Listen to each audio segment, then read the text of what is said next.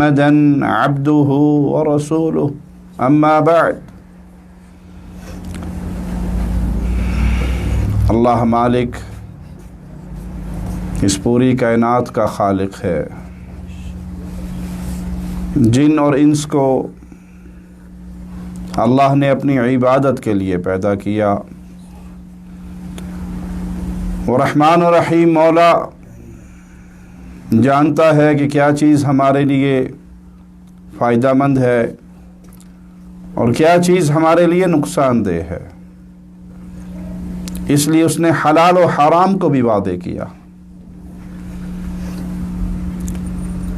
مسلمان کی مثال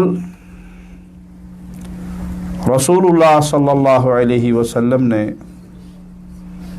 اس دنیا میں رہتے ہوئے ایک قیدی کی مثال دی۔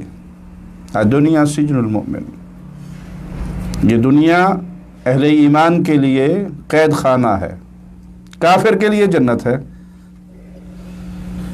کیا معنی اس کا؟ مسلمان کے لیے قید خانہ اور کافر کے لیے جنت، کہ قید میں انسان کی اپنی مرضی نہیں چلتی،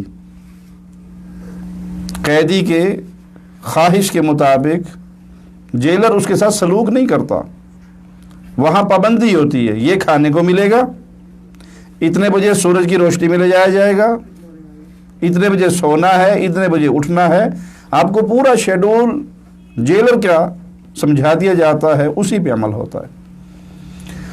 تو یہ دنیا مومن کے لیے قید خانہ ہے، یہاں بندے کی اپنی مرضی نہیں ہے، جو اس کا جی چاہ رہا ہے میں یہ کروں، تو اسے پہلے دیکھنا ہوگا کہ اللہ نے اس کی اجازت دی ہے یا نہیں، مالک نے میرے لیے اس کو حلال کیا ہے یا حرام۔ اور کافر کے لیے جنت، کہ جنت میں کوئی پابندی نہیں ہوگی، جو چاہے گا انسان اس کو وہ ملے گا، اس لیے ان کے لیے کوئی حلال و حرام کی کوئی قید نہیں۔ نان مسلم ہے، کافر ہے، اللہ پر ایمان ہی نہیں ہے، جو مرضی کرتا پھرے۔ رسول اللہ صلی اللہ علیہ وسلم کا فرمان، جسے سیدنا نعمان بن بشیر روایت کرتے ہیں کہ میں نے اللہ کے نبی صلی اللہ علیہ وسلم کو یہ فرماتے ہوئے سنا، ان الحلال بین، اللہ نے حلال کو بڑا واضح کیا،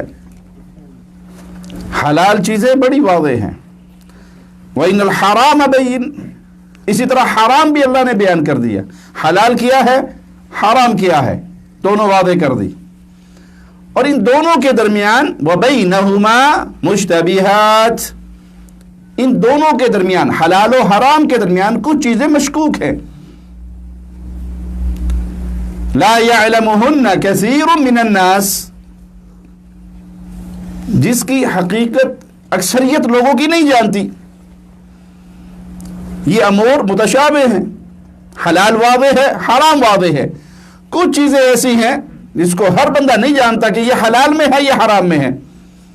تو مومن کو درس کیا دیا گیا، فَمَنِ اتَّقَى الشُّبُهَاتِ، جو ان امور سے بچ گیا، واضح حلال کو اپنا لیا، واضح حرام سے بچ گیا، اور یہ درمیان والی جو مشکوک چیزیں ہیں اس سے اپنے دامن کو بچائے رکھا، اس نے اپنا دین بھی بچا لیا، اپنی عزت بھی بچا لی، دین بھی اس کا محفوظ ہو گیا اور اس کی عزت بھی محفوظ ہو گئی۔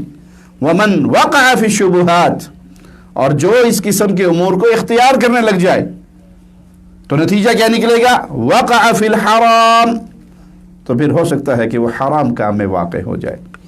كَالرَّاعِ يَرْعَى حَوْلَ الْحِمَى، آپ صلی اللہ علیہ وسلم نے سمجھانے کے لیے بڑی سادہ بڑی پیاری مثال دی کہ ایک جانور کا چرانے والا بادشاہ کی چراگاہ کے کناروں پہ باہر باؤنڈری پہ اپنے جانور چلاتا ہے، یوشکو ان یرتع فی، جو بادشاہ کی چراگاہ ہے اس کی باؤنڈری پہ اپنے جانور چرانے والا، خطرہ ہے کہ اس کا جانور بادشاہ کی چراگاہ کے اندر بھی منہ مار لے، اور جب وہاں منہ مارے گا تو لازم بات ہے پھر بادشاہ اسے سزا بھی دے گا، اس کی پٹائی بھی ہو سکتی ہے، اسے جرمانہ بھی ہو سکتا ہے۔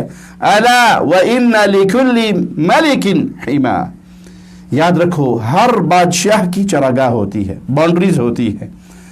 وَإِنَّ حِمَى اللَّهِ مَحَارِمُهُ، جب ہر بادشاہ کی کچھ حدود ہوتی ہیں، باؤنڈریز ہوتی ہیں، تو پھر یاد رکھو بادشاہوں کا بادشاہ، شہنشاہ اللہ مالک، اس نے بھی کچھ باؤنڈریاں لگائی ہیں، اس نے بھی کچھ حدود مقرر کی ہیں، اور وہ کیا ہے؟ اللہ کی حرام کردہ چیز، جس کو اللہ نے حرام قرار دے دیا، اس سے اپنے دامن کو بچائیے۔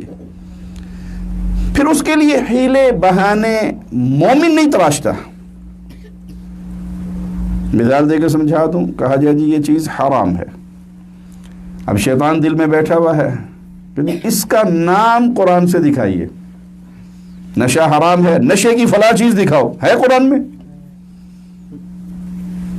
بھائی قانون بیان ہو گیا، جو چیز نشہ دیتی ہے اس کی قلت اور کثرت حرام ہے، قانون کتاب و سنت نے سمجھا دیا۔ اب شیطان کے ان شبہات کے پیچھے چلتے ہوئے کہ اس کا نام دکھائیے اور اس کا نام دکھائیے، معنی یہ کہ دل بیمار ہو چکا ہے۔ الا وان فی الجسد مضغہ، رسول اللہ صلی اللہ علیہ وسلم فرمایا کہ یاد رکھو جسم کے اندر ایک ٹکڑا ہے، ایک لوتھڑا ہے، اذا صلحت، اگر یہ لوتھڑا ٹھیک ہو گیا، یہ ٹکڑا ٹھیک ہو گیا، صلح الجسد کلہ، پورا جسم سلیم، پورا جسم ٹھیک ٹھاک ہو جائے گا۔ وَإِذَا فَسَدَتْ، اور جسم کا یہ ایک لوتھڑا، یہ ایک ٹکڑا اگر یہ خراب ہو گیا، فَسَدَ الْجَسَدُ كُلُّ، پورا جسم کا بیڑا غرق ہو جائے گا۔ ایک لوتھڑا ہے، ایک ٹکڑا ہے، ایک پیس ہے ہمارے جسم کا، وہ ٹھیک ہے تو جسم ٹھیک، وہ خراب ہے تو پورا جسم خراب، اور وہ کیا ہے؟ الا وہی القلب، یاد رکھو وہ دل ہے۔ دل ٹھیک ہے تو جسم ٹھیک ہے، دل خراب ہے تو پورا جسم خراب ہے۔ پیارے بھائی، انسان کے ظاہر سے زیادہ انسان کے باطن کی اصلاح کی ضرورت ہے، ظاہری صورت سے زیادہ باطنی اصلاح کی ضرورت ہے۔ بظاہر کچھ چیزیں آپ نے جسم پر آپ لاگو کرو گے، ہر دیکھنے والا دیکھے گا، روکے گا، ٹوکے گا، یوں نہ کرو، یوں کرو، یوں نہ کرو۔ باپ بھی دیکھے گا بیٹے کو نشہ کر رہا ہے، سگریٹ پی رہا ہے، بیڑی پی رہا ہے، گٹکا پی رہا ہے، تو وہ روکے گا۔ کچھ چیزیں ایسی ہیں جو بیماری میرے دل میں پیدا ہوتی ہیں، ان کو کون جانتا ہے؟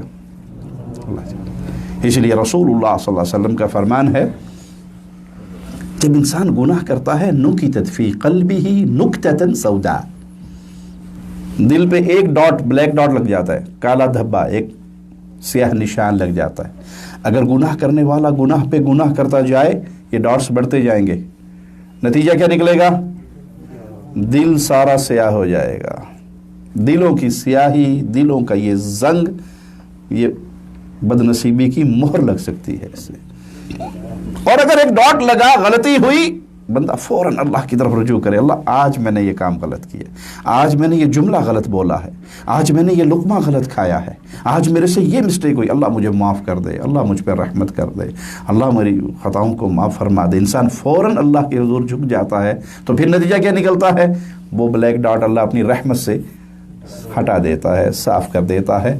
دل میں ایمان کا نور چمکتا ہے، اور دل جب ایمان کے نور سے جگمگاتا ہے تو وہ نور انسان کے چہرے پر، انسان کے جسم پر، انسان کی زندگی کے اندر اسے نظر آتا ہے۔ پیارے نبی صلی اللہ علیہ وسلم نے اس حدیث میں جو چیزیں شرعی طور پہ حلال ہیں اور جو حرام ہیں، ان کا حکم کتاب و سنت کے دلائل میں واضح موجود ہیں، ان کی طرف اشارہ فرمایا۔ اور کچھ چیزیں ایسی ہیں جن کی حلت کی، حلال ہونے کی صراحت نہیں ہوتی، ایسی صورت میں آپ نے ایک شاندار قانون بیان فرما دیا کہ جس کی حلت و حرمت واضح ہے، حلال کو استعمال کر لو اور حرام سے اپنے دامن کو بچا لو۔ اگر کوئی چیزیں ایسی ہے جس کا آپ کو حکم معلوم نہیں ہے، مشکوک چیزیں ہیں، اور اندیشہ ہے کہ اگر آپ نے یہ استعمال شروع کر دی تو آہستہ آہستہ آہستہ انسان پھر گناہ اور حرام کی وادی میں گرے گا، یاد رکھیے شیطان کبھی بھی پہلے ہی جملے میں آپ کو اینڈ تک نہیں لے کے جاتا، وہ سٹیپ بائی سٹیپ لے کر چلتا ہے۔ اس لیے قرآن نے کیا حکم دیا ہمیں کہ خطوات شیطان، شیطان کے نقش قدم، اس کے فٹ پرنٹ، اس کی پلاننگ، اس کے خطوات، اس میں نہ چلو۔ یہ نہیں کہ شیطان نہیں، اس کے پہلے وہ ایک چیز سکھائے گا، آپ نے یہ کر لی، پھر یہ کروائے گا، پھر یہ کر لی۔ مثال دیکھتے ہیں، ہم نماز پڑھتے ہیں، فرائض پڑھتے ہیں، اس کے بعد پھر سنتیں ہیں، نوافل ہیں۔ آپ دیکھیں اکثر لوگ جو نوافل میں زیادہ سستی کا اظہار کرتے ہیں، پھر کچھ عرصے بعد وہ سنتوں میں سستی شروع کر دیں گے۔ شیطان نے تو نہیں بیٹھنا نا، اس نے تو انگلی لگائے رکھنی، اب یہ کر، اب یہ کر، اب یہ کر. اور جب سنتوں میں انسان سست ہو جائے، ابھی فرض پڑے اور نکل لیا، تو شیطان کا وار جاری ہے، پھر وہ اسے فرائض کے اندر بھی گرانا شروع کر دے گا، اس کی اہمیت کم کرے گا، اس کی چلو ٹھیک ہے ابھی اذان ہی ہوئی ہے نا، تو ابھی تو 20 منٹ ہے نا، پتہ تو یہ لگے گا کہ وہ تشہد میں آخری میں جا کر ملا ہے، سلام پھیرنے سے پہلے جا کے شامل ہوا ہے. تو خطوات جو ہیں اس سے اپنے دامن کو بچائیے. تو اللہ کے نبی صلی اللہ علیہ وسلم نے بڑا شاندار قانون سمجھا دیا کہ جو چیزیں مشکوک ہیں، جن کا تمہیں علم نہیں ہے، اس سے اپنے دامن کو بچا. اور یہی طرز عمل پیارے نبی صلی اللہ علیہ وسلم کا اپنا بھی تھا. آپ کو کہیں سے کوئی کھجور مل جاتی اور آپ اس کی بھوک محسوس کر رہے ہیں تو کیا کہتے؟ اگر مجھے پتا ہوتا کہ یہ صدقے کی نہیں ہے تو میں کھا لیتا. اب کھجور موجود ہے لیکن مشکوک ہے، کسی نے ہدیہ نہیں دیا، گری پڑی ہے، ہو سکتا ہے زکوٰۃ کی ہو سکتا ہے صدقے کی ہو، تو اللہ کے رسول صلی اللہ علیہ وسلم اور آپ کی آل پر صدقہ جائز نہیں ہے. اس لیے چیز موجود ہے سامنے، اس کا حکم واضح نہیں ہے. چیز موجود ہے، حکم واضح نہیں ہے، پتہ نہیں ہے کیسی ہے. سبحان اللہ. دیکھیے اللہ کے رسول وسلم کی احادیث ہمیں ہر قدم پہ ہمارے ایمان اور عقیدے کو درست کرتی ہے. اب اللہ کے رسول وسلم فرماتے ہیں کہ یہ کھجور اگر مجھے پتہ ہو کہ صدقے کی نہیں ہے تو میں کھا لیتا. اسی طرح اللہ کے نبی صلی اللہ علیہ وسلم سیدنا حسن کے ساتھ، اور سیدنا حسن کو ایک کھجور نظر آئی، آپ نے اٹھائی اور اپنے بچے ہیں چھوٹے ہیں اٹھا کے منہ میں ڈال لی، تو اللہ کے وسلم نے منہ میں انگلی ڈال کر اس کھجور کو نکال لیا کہ بیٹا کہیں یہ صدقے کی نہ ہو، اور صدقہ آل محمد پہ جائز نہیں ہے. سمجھ آ گئی؟ ایک لمحے کے لیے رکی اس حدیث پہ. جن بھائیوں کا یہ عقیدہ کسی نے بنا دیا ہے کہ جتنے انبیاء ہوتے ہیں سب کو علم غیب ہوتا ہے، سب جانتے ہیں غیب، ان کے سامنے بالکل اپنے انگوٹھے میں ہر چیز دیکھتے ہیں، قیامت تک کی خبریں دیتے ہیں، جنت جہنم کی خبریں دیتے ہیں، تو انبیاء کو تو وحی کی ضرورت نہیں ہوتی، بس وہ کاغذی کارروائی کے لیے جبریل آیا کرتے تھے. ورنہ نبی کو ما کان و ما یکون، جو ہوگی اور جو قیامت تک ہونا ہے سب کا علم دے دیا گیا. تو حسن کے منہ سے کھجور کیوں نکالی؟ سامنے پڑی ہوئی کھجور کو کیوں نہیں کھایا؟ اگر علم غیب ہے نبی کو تو وہ کھجور کھا لینی چاہیے. آپ کو پتا ہے کہ زکوٰۃ کی ہے یا نہیں، ہدیہ ہے یا کس صورت میں ہے. سیدنا حسن نے جو اپنی منہ میں ڈالی، آپ نے انگلی ڈال کے اس کھجور کو نکال لیا. اگر آپ کو علم غیب ہوتا تو کہتے بیٹا کھا لے، کوئی بات نہیں ہے، عام کھجور زکوٰۃ کی نہیں ہے، صدقے کی نہیں ہے. آپ نکال رہے ہیں کہ بیٹا مجھے ڈر ہے کہیں یہ صدقے کی نہ ہو. تو غیب کا علم انبیاء کو نہیں، وہ اللہ کے پاس ہے. اچھا پھر شبہ پیدا ہوگا، ٹھیک ہے جی آپ کہتے ہیں اللہ کے پاس ہے، مان لیتے ہیں. وہ جو قیامت سے پہلے کی خبریں آپ صلی اللہ علیہ وسلم نے دی، وہ جو قیامت کی خبریں آپ نے دی، وہ جو جنت کی خبریں آپ نے دی، وہ جو جہنم کی خبریں آپ نے دی، وہ جو دجال کے بارے میں، قیامت کی نشانیوں کے بارے میں بتایا، تو وہ پھر کیا ہے اگر غیب کی خبر نہیں تھی؟ وہ کیا ہے؟ وہ اللہ کی وحی ہے. کیونکہ رسول اللہ صلی اللہ علیہ وسلم کی یہ شان ہے، وَمَا يَنطِقُ عَنِ الْهَوَىٰ إِنْ هُوَ إِلَّا وَحْيٌ يُوحَىٰ. نبی اپنی مرضی سے تو بولتے نہیں ہیں، وہ تو اللہ کی وحی سے بولتے ہیں. اللہ کے فرشتہ آ جاتا ہے، وحی آ جاتی ہے، اللہ بتا دیتا ہے تو نبی کو علم ہو جاتا ہے. اور اگر اللہ نہ بتائے، وحی نہ آئے، تو یہودیوں نے سوالات کیے تھے، آپ نے کہا تھا کل جواب دوں گا، تو آپ نے تو اسی بنیاد پر کہا تھا نا کہ کل تک کوئی وحی آ جائے گی، خبر آ جائے گی، لیکن خبر نہیں آئی. اور یہودی بار بار دہرا رہے اپنے سوالوں کو، اور آپ صلی اللہ علیہ وسلم انتظار کر رہے ہیں. اور جب وحی آئی تو اللہ نے کیا کہا کہ کبھی کسی چیز کے بارے میں یہ نہ کہیں کہ میں کل کروں گا، انشاءاللہ کہہ کے اگر اللہ چاہے گا. تو نبی نے جو کچھ خبر دیا وہ اللہ کی وحی کے مطابق دیا، وہ وحی کی بنیاد پہ دیا. اور اگر وحی نہیں آئی، سیدہ عائشہ رضی اللہ تعالیٰ کا عہدہ جو اٹھا کے سواری پہ رکھ دیا گیا، قافلہ روانہ ہو گیا، سیدہ اس میں موجود نہیں ہے. اگر علم ہوتا تو آپ اور میں اپنی بیوی کو کہیں صحرا میں چھوڑ کے نہیں جائیں گے. آقا علیہ السلام کیسے چھوڑ کے چلے گئے؟ یہ ہے غیب کی خبر. اللہ بتا دے تو نبی کو پتہ لگتا ہے. اسی لیے ہم دوسرا سبق جو اپنے بھائیوں کو بڑی شدت سے پڑھاتے ہیں وہ یہ ہے کہ پیارے بھائی، صرف محمد الرسول اللہ صلی اللہ علیہ وسلم وہ ہستی ہے جس پر اللہ کی وحی اترتی ہے. نبی کے علاوہ کسی اور پہ وحی نہیں اترتی. معصوم عن الخطا صرف محمد الرسول اللہ صلی اللہ علیہ وسلم ہے، کوئی اور نہیں ہے. جب کوئی اور نہیں ہے تو پھر ہر بات، ہر جملہ، ہر قول، ہر چیز اگر لینی ہے وہ ہم نے صرف محمد الرسول اللہ سے لینی ہے صلی اللہ علیہ وسلم. آپ کے علاوہ کسی اور شخصیت کی یہ شان نہیں. وہ کتنے بڑے بزرگ ہو، وہ کتنے بڑے امام ہو، وہ کتنے بڑے حضرت ہو، وہ کتنے بڑے محدث ہو، وہ کتنے بڑے مفسر ہو، وہ کتنے بڑے، جو مرضی ان کا مقام ہو، ان کی ہر بات میرے لیے، آپ کے لیے فائنل اتھارٹی نہیں ہے. کیوں؟ ان پہ وحی کا نزول نہیں ہوتا، ان سے خطا کا امکان ہے. صرف فاطمہ کے بابا محمد الرسول اللہ صلی اللہ علیہ وسلم وہ ہستی ہے جن سے کوئی خطا کا امکان نہیں ہے. وہ معصوم ہیں، اللہ کی نگہبانی میں ہیں، اور جب دین کی بات بتاتے ہیں تو وہ اللہ کی وحی کی بنیاد پہ بتاتے ہیں. تو آپ صلی اللہ علیہ وسلم نے اپنی امت کو بھی ان چیزوں سے بچنے کا حکم دیا، جس طرح خود بچتے رہے. اپنے نواسے سیدنا حسن کو بچایا، اور پھر مثال کتنی پیاری دی کہ بادشاہ کی چراگاہ کے قریب اگر تم بکریے چراؤ گے تو ڈر ہے اس میں تمہارا جانور منہ مارے اور تمہیں سزا ملے. تو اللہ نے جو چیزیں حرام کی ہیں ان حرام کردہ کاموں سے ہمیشہ دور رہا کرو، کیونکہ جو اللہ کے حرام کردہ امور کا ارتکاب کرے گا تو پھر اللہ اس سے ناراض ہوگا. اور سب سے بڑی چیز جو اللہ کی دی ہوئی اس شریعت میں ہمارے لیے، ہمارے اوپر حرام ہے، وہ اللہ کی ذات و صفات و عبادت میں کسی اور کو شریک بنانا ہے. پیارے بھائی، یہ چیز معاف نہیں ہوگی.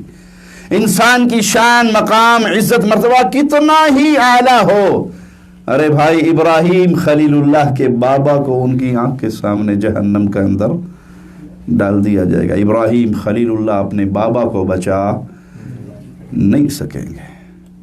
نوح علیہ السلام اپنے بیٹے کو بچا نہیں سکیں گے. محمد الرسول اللہ صلی اللہ علیہ وسلم اپنے چچا کو بچا نہیں سکیں گے. جب آپ پر وحی آئی تھی کہ اپنے رشتہ داروں کو ڈراؤ تو آپ نے ڈراتے ہوئے کیا کہا تھا؟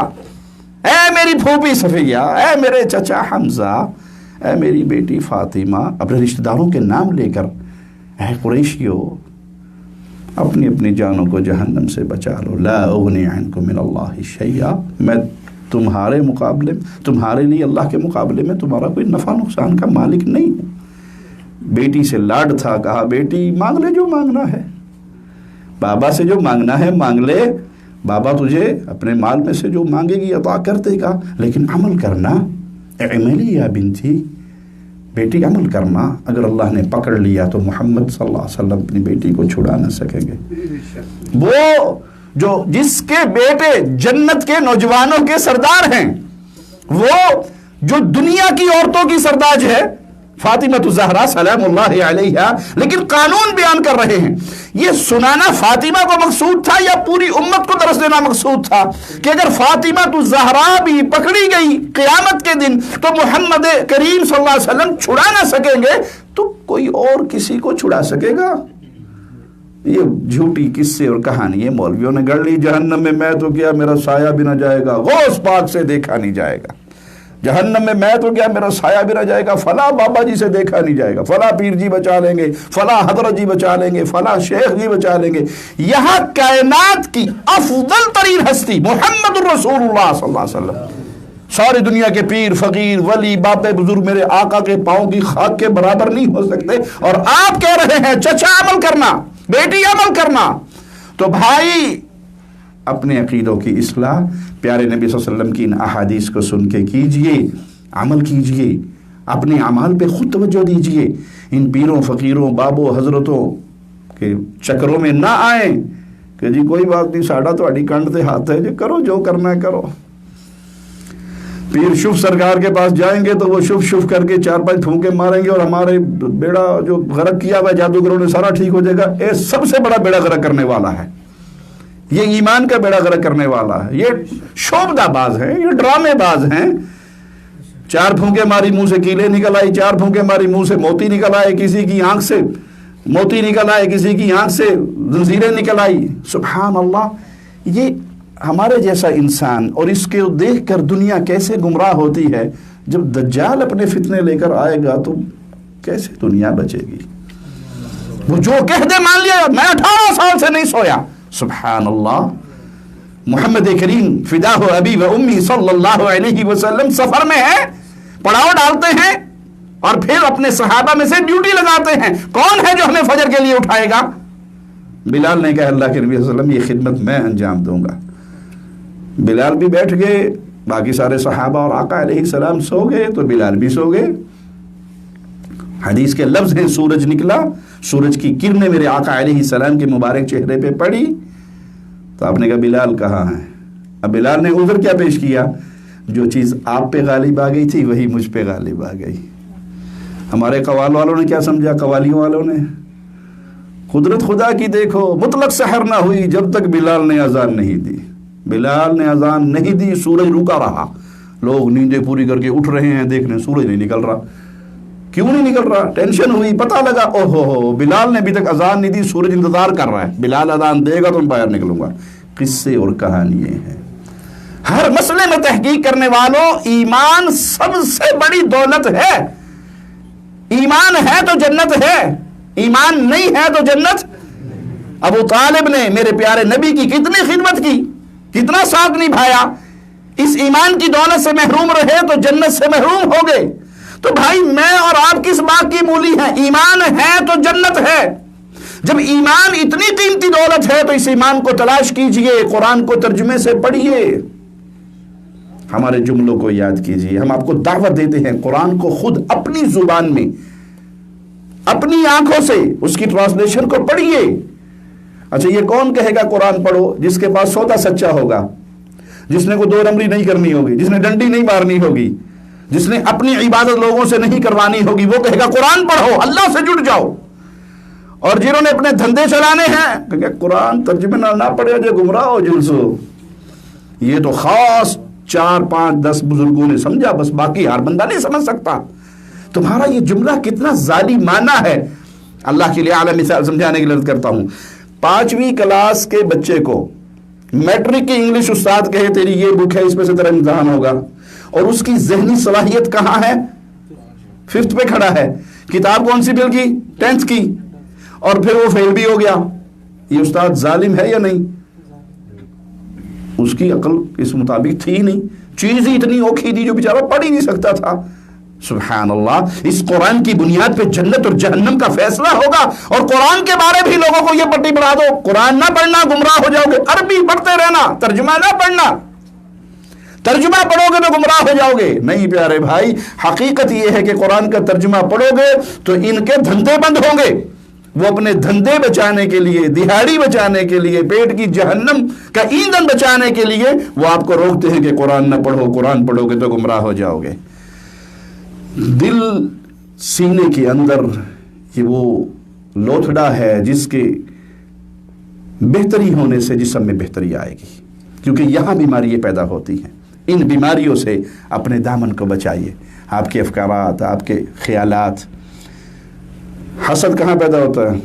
حسد کے جذبات جو دل میں پلانی ہوتی ہے, ٹھیک ہے, پھر یہ دل دماغ کو حکم دیتا ہے, دماغ جسم کو حکم دیتا ہے, بندہ پھر پہلے دل میں نفرتیں پیدا ہوتی ہیں نا, کام نہیں ٹھیک کیتا, اور معاملہ دل کی سوچوں سے چلتا ہے اور قتل و غارت تک پہنچ جاتا ہے. تو اس دل کو ٹھیک کیجئے. یہ حسد, یہ کینہ, یہ بغض, یہ عداوت, یہ نفرت, سبحان اللہ. ایک حدیث میں آتا ہے کہ ایک صحابی جب لیٹتے تھے تو لیٹتے ہوئے سارے مسلمانوں کو معاف کر کے لیٹتے تھے. مجھ پہ کسی نے کوئی ظلم کیا ہے, زیادتی کی ہے, کسی نے کوئی جو کچھ بھی کیا ہے, میں اللہ کے لیے معاف کرتا ہوں. دل کو اس طرح پاک کر کے لیٹتے تھے. اور جو اس طرح دلوں کو اپنا پاک کر لیتا ہے پھر اس کا ٹھکانہ رب کی جنت بن جاتی ہے. اللہ کے لیے معاف کرنا, اللہ کے لیے محبت کرنا, اللہ کے لیے پیار کرنا, یہ اس دل کے نور میں اضافے کا سبب ہے. اور نفرتیں, بغض, عداوتیں, حسد, کینہ اس دل کو خراب کرنے والا اور برباد کرنے والا عمل ہے. یہ حسد کا ایک مختصر سا علاج ہے. اگر وہ علاج میں اور آپ اپنا لیں تو ہم حسد کی بیماری سے بچ جائیں گے. یہ حسد نیکیوں کو یوں کھا جاتا ہے جیسے آگ لکڑی کو کھا جاتی ہے. علاج کیا ہے؟ اللہ کی تقدیر پہ راضی ہو جائیے اور ہمیشہ دنیا میں اپنے سے نیچے کو دیکھیے. آپ کے پاس جو نعمت ہے نا اس کو دیکھیے, جس کے پاس وہ نعمت نہیں ہے اپنے آپ دل میں شکر آئے گا, اس کا حسد نہیں آئے گا. آپ کو اللہ نے موٹر سائیکل دیا ہے، سائیکل والے کو دیکھو. آپ کو سائیکل دی ہے، بغیر سائیکل والے کو دیکھو. آپ کو سائیکل بھی نہیں ملی ہوئی، 2 پاؤں تو ہیں نا، جن کی ٹانگیں کٹی ہوئی ہیں ان کو دیکھو. جب یہ میں دیکھوں گا تو میرے دل میں اللہ تیرا شکر ہے، تو نے 2 پاؤں سلامت رکھے، اپنے قدموں پر کھڑا ہوں، اپنے قدموں پہ چل کے جا رہا ہوں. یہ دل کے اندر خرابی ہو، 2 کام کر لیا کرو. قبرستان کا چکر لگا لیا کرو، ٹوٹی پھوٹی قبروں کو دیکھ لیا کرو، یا ہسپتال میں پڑے ہوئے مریضوں کو جا کے دیکھ لیا کرو. 6 مہینے سے فریکچر ہوا ہے، پلستر چڑھا ہوا ہے، ہسپتال کے بیڈ پہ پڑے ہوئے ہیں، اپنی طہارت بھی اپنے اختیار میں نہیں رہی ہے، ٹانگیں بندھی ہوئی ہیں، تو اللہ کا شکر کرو کہ میری ٹانگیں تو سلامت ہے. اچھا جب یہ اس قانون کو چھوڑ کر میں شیطان کے بھی اچھا میں جی سائیکلوں سے پھرنا ہے، گڈی بھی کٹا کی دی ہے، یہ کی پہ کرتا ہے، یہ کتوں پہ کو ڈاکہ پہ مارتا ہے. اب دل میں جذبات آئے کہ یہ کیا کر رہا ہے، یہ کہاں سے آ رہے ہیں، اگلا سٹیپ کیا ہوگا؟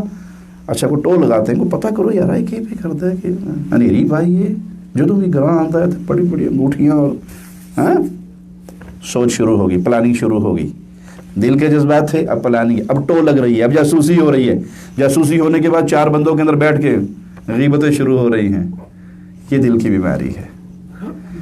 رسول اللہ صلی اللہ علیہ وسلم نے فرمایا جانتے ہو مسکین کون ہے؟ مسکین کون ہے؟ کہا معلوم درہم جس کے پاس نہ ہو مسکین ہے. کہا نہیں، مسکین وہ ہے جو قیامت کے دن آئے گا. قیامت کے دن ہے، کسی کو مارا ہے، کسی کا مال چھینا ہے، کسی کی غیبت کی ہے، کسی کی چغلی کی ہے، کسی کو کوئی تکلیف، کسی کو کوئی تکلیف دی ہے. اب یہ نیکیوں کے انبار لے کے آئے گا اور مظلوم بھی سارے اکٹھے ہو کے آئیں گے. اللہ آج تو فیصلے کا دن ہے نا، عدل کا دن ہے. اور میرا اللہ کیسا عدل فرمائے گا؟ بغیر سینگ والی بکری کو سینگ والی بکری نے مارا ہوگا. حالانکہ جانوروں کا کوئی حساب کتاب جنت جہنم جانوروں کے لیے تو ہے ہی نہیں.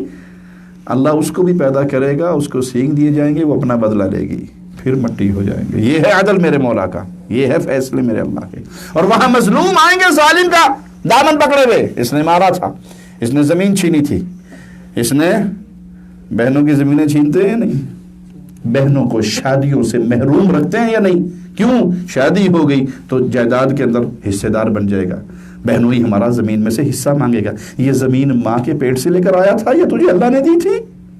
جس اللہ نے تجھے زمین دی تھی تیری بہن کا حق بھی تو اسی اللہ نے رکھا ہے. دے اللہ ان سے بدلہ لے کے دے. اللہ کہے گا دو اس کو، اس کا مال چھینا تھا دو، اس کو تھپڑ مارا تھا دو بدلہ، اس کے ساتھ ظلم کیا تھا دو بدلہ. اللہ کہاں سے دے؟ مال و متاع تو دنیا میں رہ گیا. کہا نمازیں تو نے پڑھی، نیکیاں تو نے کی، تیری نیکیوں کا اجر ان کو ملے گا.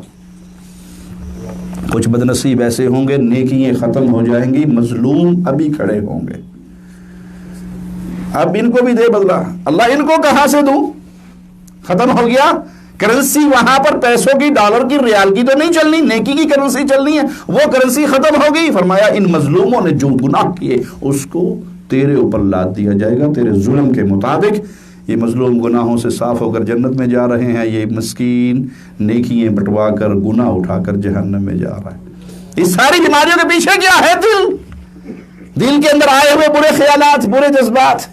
اسی لیے مالک ہمیں حکم فرماتا ہے یا ایھا الذین آمنوا اتقوا اللہ، اے ایمان والو اللہ سے ڈرو، حق تقاتہ، جیسے ڈرنے کا حق ہے ویسے ڈرو، اللہ سے ڈرو. آپ کی زبان کا کوئی جملہ آپ کو مجبور کر رہے ہیں دل کے جذبات میں اس شخص کو گالی دوں، میں اس کو کچھ دو بری سناؤں، تو اللہ سے ڈرو. یہ جو کہہ رہے ہو لکھا جا رہا ہے، جو بول رہے ہو لکھا جا رہا ہے، جو کر رہے ہو لکھا جا رہا ہے. آپ کر کے بھول جاؤ گے، وہاں یہ ریکارڈ آپ کے سامنے پیش ہو جائے گا. احصاہ اللہ ونسوہ، لوگ تو کر کے بھول گئے، ہم تو کر کے بھول گئے، اور وہاں پوری ڈائری پیش ہو جائے گی، یوں کیا تھا، یوں کیا تھا، یوں کیا تھا. اللہ سے ڈر جائیے جیسے اللہ سے ڈرنے کا حق ہے کہ اللہ مجھے پکڑ سکتا ہے، اللہ مجھے سزا دے سکتا ہے. کسی نے اللہ والے سے کہا کوئی نصیحت کرو، میں بڑے گناہوں میں ڈوبا ہوا ہوں. کہا اچھا اگر گناہ کرنے کا ارادہ بنے، گناہ کرنے کا ارادہ بنے تو اس آسمان کے نیچے، اس زمین کے اوپر رہنا چھوڑ دے، کہیں اور نکل جاؤ. کہا کہاں نکل جاؤں؟ نکل ہی نہیں سکتا. کہ اللہ کی دی ہوئی چھت اور اس کی زمین استعمال کرتا ہے پھر اس کی بغاوت کرتا ہے؟ کہ کچھ اور بھی کہو، کہ اللہ کی نافرمانی کو دل چاہے تو اللہ کے دیے ہوئے رزق کو کھانا چھوڑ دے، کہ کھانا چھوڑ دوں گا تو مر جاؤں گا. کہا اللہ کے دیے ہوئے اس گھر میں رہ رہا ہے، اللہ کے دیے ہوئے دسترخوان سے کھانے کھا رہا ہے، پھر بھی اس کو ناراض کر رہا ہے. کہا کچھ اور بتاؤ، دل کو کچھ اور نصیحت کرو. کہ اگر اللہ کو ناراض کرنے کا ارادہ بنے تو وہاں جا کر جہاں اللہ نہ دیکھ رہا ہو. کہ سبحان اللہ، ایسی بھی کوئی جگہ ہے جہاں اللہ نہیں دیکھ رہا؟ کہا سبحان اللہ، کیسا تیرا دل ہے، تو اللہ کے گھر میں ہے، اللہ کی دی ہوئی چھت اور زمین کے اوپر چل رہا ہے اور اللہ کا دیا ہوا رزق کھا رہا ہے، اللہ تجھے دیکھ رہا ہے، پھر بھی گناہ کی دلدل میں ہے. کہا اچھا کچھ اور بتاؤ.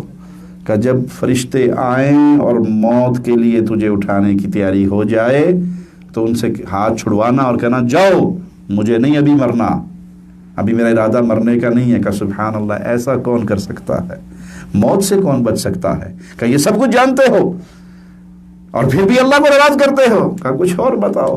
کہا جب قیامت کے دن فیصلہ ہو اسے لے جاؤ، خذوہ فغلوہ، پکڑو اس کو 70 گز لمبی زنجیروں میں جکڑو، ثم الجحیم صلوہ، ڈالو اس کو جہنم کے اندر، تو ہاتھ چھڑا کے بھاگ کے جنت میں چلے جانا. کہا سبحان اللہ، یہ کس کے اختیار میں ہے؟ کہ اللہ کے گھر میں رہتا ہے، اللہ کا دیا ہوا کھاتا ہے، وہ تجھے دیکھ بھی رہا ہے، وہ جب تجھے پکڑے گا تو جان بھی نہیں چھڑا سکتا، وہ اگر جہنم میں بھیجے گا تو بچ بھی نہیں سکتا. یہ سب کچھ جان کے پھر گناہ کے دلدل میں ہے. کہ ایمان والو اللہ سے ڈرو جیسے اللہ سے ڈرنے کا حق ہے. نبی کریم صلی اللہ علیہ وسلم نے بڑا پیارا نسخہ عطا فرمایا، دع ما یریبک الی ما لا یریبک، جو باتیں تجھے شک میں ڈالتی ہیں اس کو چھوڑ دے، اور جو شک میں نہ ڈالے اس کو اختیار کر. جو مشکوک چیز ہے اس سے دور ہو جا، اور جو تجھے یقین ہے کہ یہ حلال ہے، تجھے یقین ہے یہ درست ہے.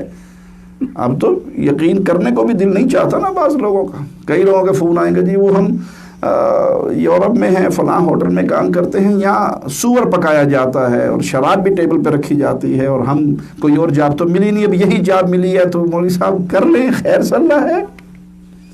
آپ کو کہا کس نے تھا کہ کفار کے ملک میں جا کر بیٹھو؟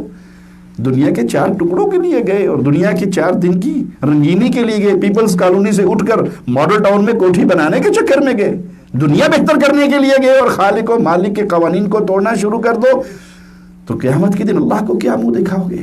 نبی کریم صلی اللہ علیہ وسلم اپنے دل کی طرف اشارہ کر کے فرماتے التقوی ہا ہونا، یہاں ہے تقوی. تقوی کا یہ مقام ہے، اللہ کا ڈر میرے دل میں کتنا ہے میں اتنا ہی متقی ہوں، اور جتنا میں اس سے آزاد ہوتا ہوں اتنا ہی پھر میں بربادی کی طرف جا رہا ہوں. یہ دل میرا بتا دے گا یہ حرام کام ہے، یہ دل مجھے سمجھا دے گا. اس لیے کہتا نا، مولوی سے پوچھنے سے پہلے اندر والے مولوی کو پوچھو، یہ جو مولوی بیٹھا ہے اس سے پوچھو. آپ کے اور میرے جس کام پہ ہمیں یہ ڈر ہو جائے کہ اگر پبلک کو پتہ لگ گیا لوگ ناراض ہو جائیں گے، برا کہیں گے، یہ گناہ ہے. گناہ کی سادہ سی ڈیفینیشن، اگر کسی کو پتہ لگ گیا میں چھپ کے یہ کرتا ہوں تو یہ تو میری بےزتی ہو جائے گی، مطلب پھر آپ گناہ کر رہے ہیں. اور اگر دل کہے گا نہیں بالکل پبلک کو پتہ بھی لگ جائے تو میں بالکل ٹھیک کام کر رہا ہوں، تو اس میں پھر اب آپ خیر پہ ہو. تو دل تقوی کا مقام ہے. اس دل کو صاف کریں گے ہمارے تقوی میں اضافہ ہوگا، اللہ کا خوف بڑھے گا. اور اگر اس دل کے اندر یہی بیماریاں باقی رہیں تو یہ بیماری انسان کو گناہوں کی طرف لے کر جاتی ہیں، اور گناہ انسان کو جہنم کی طرف لے کر جاتا ہے. اللہ سے دعا ہے اللہ ہمارے گناہوں کو معاف فرما دے، اللہ ہماری خطاؤں کو معاف فرما دے، اللہ ہماری سیاہ کاریوں کو معاف فرما دے. اللہ ہمیں زندہ رکھے تو ایمان کی بہترین حالت میں رکھے. اللہ ہمیں زندہ رکھے ہم اللہ کی توحید کو ماننے والے، توحید کو عام کرنے والے، پیارے نبی صلی اللہ علیہ وسلم سے محبت کرنے والے، آپ کے ختم نبوت کے عقیدے کا پہرا دینے والے، صحابہ سے پیار کرنے والے، صحابہ کی عظمتوں پر پہرے دینے والے، اہل بیت سے پیار کرنے والے، اہل بیت کی عظمتوں پر پہرے دینے والے بن کر زندہ رہیں. کوئی ناراض ہوتا ہے ہو جائے، یہ جملہ اپنے دل سے کھرچ کے کچرے کی ٹوکری میں پھینک دو، لوگ کیا کہیں گے. یہ ہمارا جملہ نہیں ہے، یہ شیطان کا جملہ ہے. ہمارا ایک ہی جملہ ہے، قیامت کے دن اللہ کو کیا منہ دکھاؤں گا، حوض کوثر پہ آقا کے سامنے پیش ہوں گا، پیارے نبی کو کیا منہ دکھاؤں گا؟ میرے نبی کی بیویوں کو گالی دی جائے، میرے نبی کے صحابہ کو گالیاں دی جائے، میرے نبی کے اہل بیت کو گالیاں دی جائے، اور میں لمبی چادر تان کے سو جاؤں کہ روزی روٹی تو ٹھیک لگی ہوئی ہے نا، مجھے کوئی ٹینشن نہیں۔ اگر میں نے شرک کے سامنے، اگر میں نے رسول اللہ صلی اللہ علیہ وسلم کی ختم نبوت کی عقیدے کو تار تار کرنے والوں کے سامنے، صحابہ کی عظمت کے خلاف بکواس کرنے والوں کے سامنے، اہل بیت کی عظمت کے خلاف بھونکنے والوں کے سامنے کھڑے ہو کر ڈھال نہیں بنا، میں قیامت کے دن اللہ کے سامنے کیا منہ لے کر جاؤں گا؟ جس اللہ نے مجھے مال دیا تھا، جان دی تھی، عزت دی تھی، قوت دی تھی، میری قلم میں طاقت تھی، میری زبان میں طاقت تھی، میرے پاس صلاحیتیں تھیں، اور یہ سب کچھ اللہ کا دیا ہوا تھا، لیکن میں نے اس کو اللہ کے دین کے سر بلندی کے لیے خرچ نہیں کیا۔ اللہ نے پوچھ لیا جوانی کہاں گزار کے آیا؟ پوچھے گا نا، 4 سوال ہوں گے نا، زندگی کہاں گزار کر آیا؟ 24 گھنٹے 60 70 80 سال میں نے دنیا میں گزار دی، یا تو میرے دین کے لیے کچھ کر کے آیا؟ پھر اس زندگی میں جوانی کے ایام، اکثریت میرے سامنے جوانوں کی بیٹھی ہے، اس زندگی میں جوانی کے ایام بڑے قیمتی ہیں۔ میں نے قرآن ترجمے سے پڑھا، میں نے کسی کو قرآن ترجمے سے پڑھایا، میں نے دین پہ عمل کیا، میں نے کسی کو اس دین کی طرف دعوت دی، یہ جوانی کہاں گزار کر آئے؟ مال کہاں سے کمایا؟ مال کہاں پہ لگا کے آئے؟ بھائی یہ سوال ہونے ہیں۔ اللہ ہم سے اپنی رحمت والا معاملہ فرمائے۔ اللہ تجھے تیرے پیارے چہرے کا واسطہ ہے مولا، ہم جتنے یہاں بیٹھے ہیں اور جن جن تک ہماری آواز پہنچ رہی ہے، اہل ایمان کو اپنے فضل سے، اپنے کرم سے، اپنی رحمت سے، بغیر حساب و کتاب اور بغیر عذاب اور عقاب کے اپنے فضل سے جنت الفردوس میں محمد رسول اللہ صلی اللہ علیہ وسلم کا پڑوس عطا فرمانا۔ اقول قولی ھذا واستغفر اللہ لی ولکم ولسائر المسلمین۔